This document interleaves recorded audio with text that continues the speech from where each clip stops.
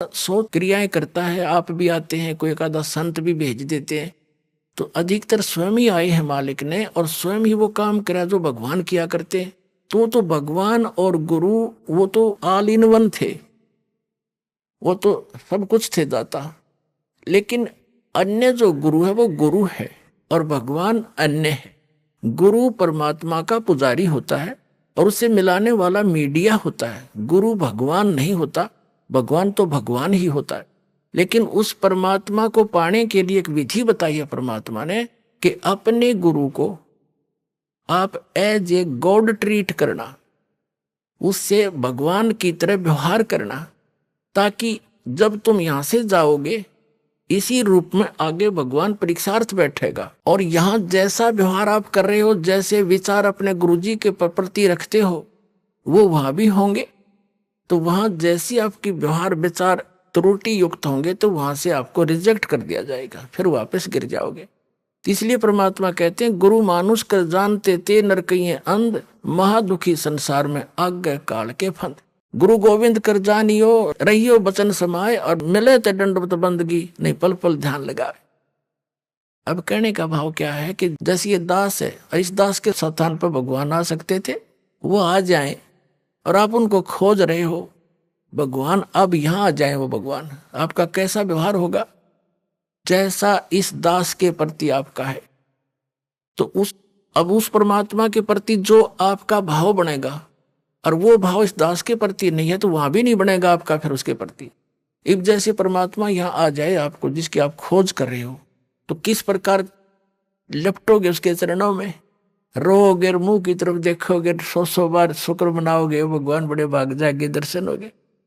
जिस भगवान को हम खोज रहे हैं और वो आज इस दास के स्थान पर होता रहा, वो तो हजारों बार हुए हैं, रहे हैं दाता, हम नहीं समझ सके।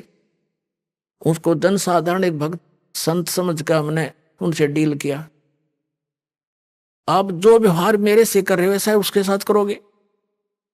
तो परमात्मा वहां जब जाएगा तो यहां ये सोचकर हमने गुरुदेव से डील करना चाहिए कि मान लियो भगवान बैठे हमारे सामने, भगवान के सामने कपट से बात नहीं की जा सकती। जो आदेश देव श्रोधार्य ही होना चाहिए, अपनी नहीं चलानी चाहिए, क्योंकि वो आपके हितैषी हैं, आपका बुरा नहीं चाहते, केवल भले के लिए आपको आदेश देंगे, ऐसा नहीं करना, ऐसा नहीं करना, केवल ऐसा ही करना। वचन मानोगे तो भगत बनोगे और आपका कल्याण होगा।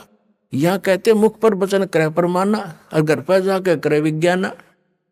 मुख पर गुरु जी की बात मान ले, हाँ जी हाँ जी, और घर जाकर न सोचो ना, नो थोड़ा ऐसे थोड़ा करना है, बताइए मर्यादा कैसे छोड़ेंगे। तो फिर के खाक से सो तुम। जो गुरु वचन पर डट गए कट गए फंद 84 के, भाई जो गुरु वचन पर डट गए कट गए फंद 84 के।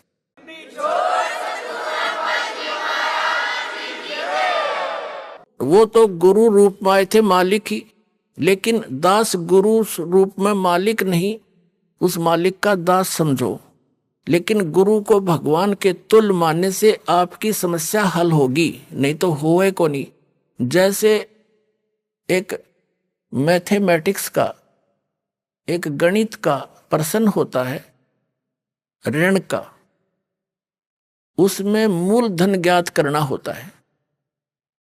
तो मूलधन तो होता करोड़ों रुपए में, अरबों में। उस अरबों करोड़ों वाले मूलधन को प्राप्त करने के लिए मानना पड़ता है, मान लीजिए मूलधन 100 रुपये। वो मूलधन 100 रुपये होता नहीं, लेकिन उसको मूलधन मानने बिना वो करोड़ों अरबों वाला मूलधन आपको मिल नहीं सकता। तो जो परमात्मा है वो तो परमात्मा है, वो तो समर्थ है, लेकिन उस समर्थ को पाने के लिए इस दास को आपने मानना पड़ेगा मूलधन, यानी गुरु मान ले भगवान।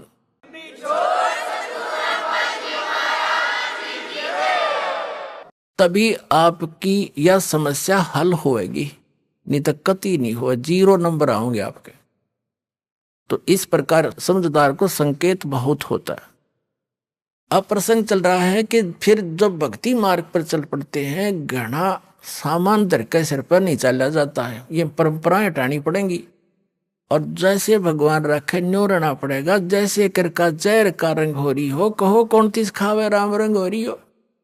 अब रंका बंका झोपड़ी में रहते थे, वृद्ध हो गए थे, और क्या करते थे, जंगल से लकड़ी तोड़कर लाते थे, उसको बेचकर अपना खाने जोगा रखकर बाकी गुरुदेव के चरणों में भंडारे में लगा देते थे।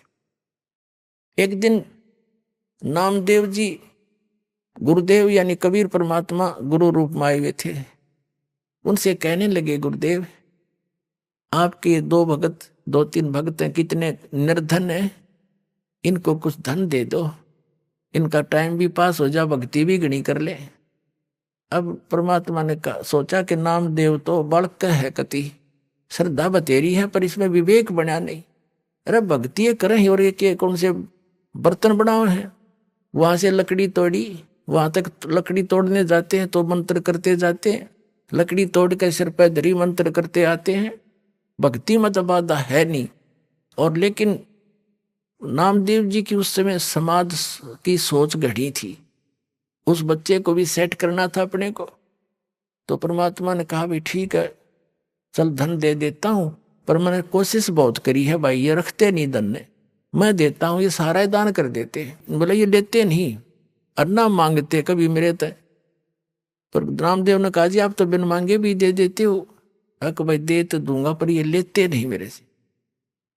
अब नामदेव जी का गला उतरा नहीं, भाई इतने दुखी हो रहे, क्यों ना लेंगे पैसा, तो ले ही लेंगे ये। वो परमात्मा बोले गुरुदेव रूप में कि अच्छा भाई आज इनको वो पैसे देते हैं। गहने ले लिए, गहने आभूषण सोने के चांदी के अच्छे 2-3 किलो एक थैले में लेके नामदेव और गुरुदेव दोनों उस रास्ते में खड़े हो गए, झाड़ के आड़ में, ओट में, जिससे वो दोनों रंका और बंका लकड़ी तोड़कर लाते थे। अब रंका तो आगे चल रहा था, बंका थोड़ी पीछे रह गई थी। थोड़ी फैसला था अपने सफर में, थोड़ा बहुत यानी 100-200 फुट का। तो उससे परमात्मा ने क्या किया कि जिस रास्ते से वो आ रही थी वहां पर वो आभूषण डाल दिए और झाड़ के पीछे जाकर दोनों छुप गए। अब आगे आ रहा था रंका, उसने देखा गहने पड़े हैं, और औरत जो है गहनों को देखकर लालच में आ जाती है, कहीं बंका अपने कर्म ना बिगाड़ ले। उसने पैर के साथ उस पर मिट्टी डालनी शुरू कर दी, सिर पर लकड़ी थी, पैर से रेता डालना शुरू कर दिया। अब बंका ने देखा मेरे पति रुक कैसे गए, कोई पैर में क्या हो गया इनको। उन्हें ध्यान से देखा, ये तो आभूषणों पर मिट्टी